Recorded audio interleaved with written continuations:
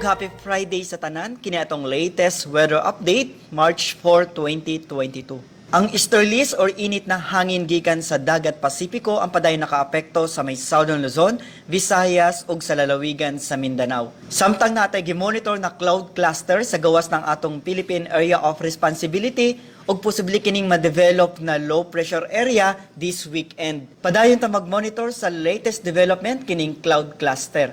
Ang weather conditions sa tibuok Visayas, Palawan, kasamang Kalayaan Islands ug ang Occidental Mindoro makasinati ng panagsama panganoron ngadto na sa madag-umon na kalangitan ug naay mga patak-patak na mga pag-uwan ug kini mga pagpanugdog ug kilat tungod kini sa easterlies ug localized thunderstorms. Para sa atong mga dugang detalye, bisitaha atong mga official social media accounts. Kini si Jomer Eclarino gikan diri sa DOST Pag-asa Mactan.